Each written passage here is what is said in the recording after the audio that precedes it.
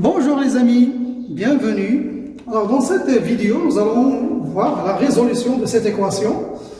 ln de x moins 3 racine carrée de ln de x plus 2 égale à 0. Bien mes chers amis, comme d'habitude, mettez la vidéo en pause, faites un effort avant de voir la solution. Bien, là regardez, nous avons une racine carrée, donc regardez si je vais changer un peu la forme de mon équation. Cela équivaut à dire que ln de x plus 2 égale à 3 racine carrée de ln de x. Et donc, regardez, d'une part, j'ai ici une racine carrée avec un nombre positif. Et là, j'ai une quantité avec ln de x plus 2.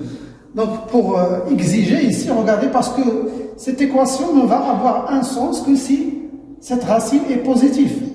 Donc, si cette racine doit être positive, ça veut dire que cette quantité aussi doit être positive. Donc, dire que x appartient à d de e. Donc, à chaque fois que vous avez une racine carrée dans une équation, essayez de la faire passer d'un côté et exiger cette condition. La condition que la racine donne toujours des quantités positives. Bien, alors x appartient à d de e. Donc, cela est équivalent. Alors, voici les conditions. Tout d'abord, il faut que ln de x plus 2 soit supérieur ou égal à 0.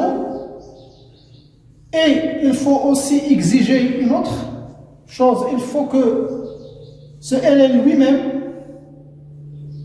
doit être supérieur ou égal à 0. Et il faut exiger une autre condition, c'est que le x qui se trouve dans le ln doit être strictement positif.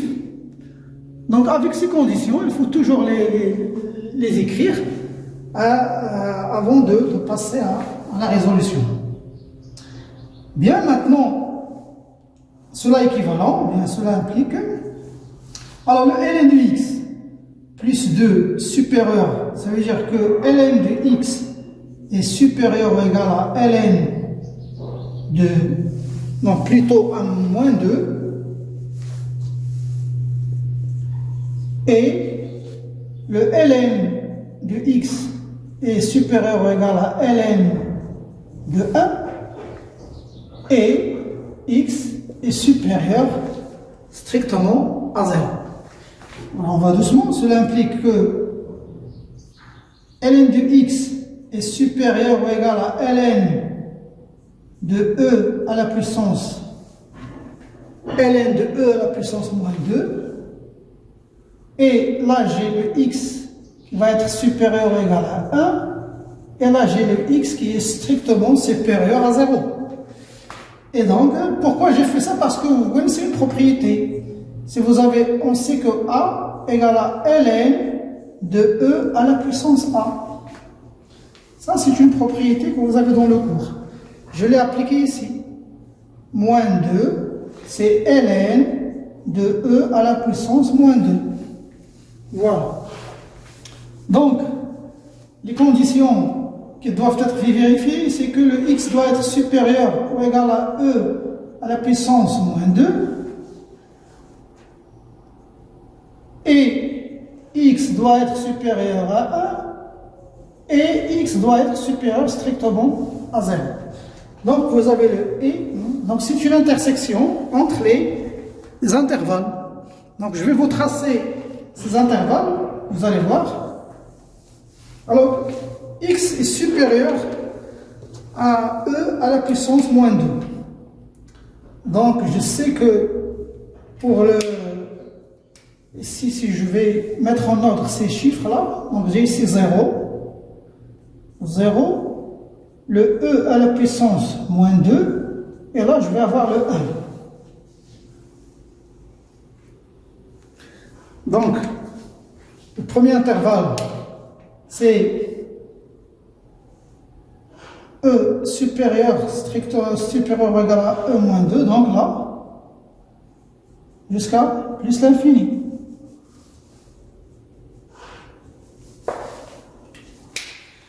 Deuxième intervalle, x supérieur ou égal à 1. Ça veut dire là, de 1 jusqu'à plus l'infini. Troisième intervalle, x doit être strictement supérieur à 0. Donc là. Donc l'intersection de tous ces intervalles, c'est 1 plus l'infini. C'est là le domaine de définition de E. Et donc, D de E, c'est l'intervalle 1 plus l'infini. Voilà où doivent être les x pour que cette équation ait un sens.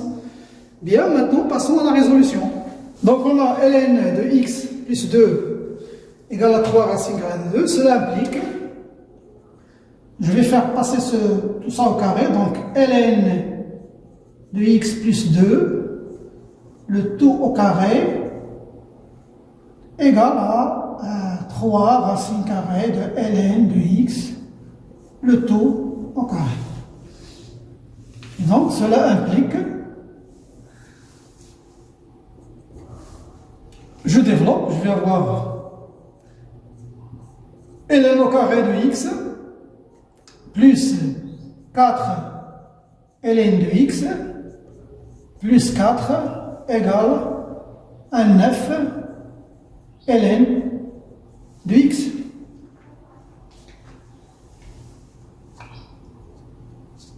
Je fais passer le terme de ce côté, donc je vais avoir, cela implique que ln au carré de x, si je fais passer moins 4 ln moins 9 ln, c'est moins 5 ln de x plus 4 égale à 0.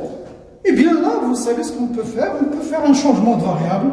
On pose un grand X qui est égal à ln de x. Et donc cela implique que notre équation va devenir x au carré moins 5x plus 4 égale à 0. Et là, on va calculer le discriminant delta. Vous connaissez comment on calcule le discriminant delta. Delta égale b au carré moins 4ac. Le b ici, c'est moins 5. Le a, c'est 1. Le c, c'est 4. Donc, le b au carré, c'est 25. Moins 4 fois 1 fois 4, c'est moins 16, qui vaut 9. Donc sa racine carrée est positive, donc sa racine carrée, la racine carrée de delta, c'est 3. Donc dans ce cas, soit le x, les solutions, soit le x égale à moins b, ça veut dire 5, moins racine carrée de delta, c'est 3, sur 2 fois a, c'est 2, ou mon grand x égale à 5, plus 3 sur 2. Donc, soit x égale à 1, ou grand x égale à 4. Je remplace maintenant le grand x par ln de x. Donc, cela implique les implications ici, que soit le ln de x égale à 1, ou le ln de petit x ici égale à 4. Et donc, cela implique que soit ln de x égale à ln de e, comme la propriété me dit que a égale à ln de e à la puissance a. La propriété de tout à l'heure, où ln de x égale à ln de e à la puissance 4. Ce qui va nous donner, donc cela implique, je vais l'écrire ici, cela implique soit le x égale à e, ou le x égale à e à la puissance 4. Et tous les deux appartiennent à D2. Parce que le E est supérieur à 1. La même chose ici, E à la puissance 4. Et donc, les solutions de notre équation, c'est E et E à la puissance 4. Voilà, mes chers amis, c'est la fin de cette vidéo. Je vous donne rendez-vous à la prochaine.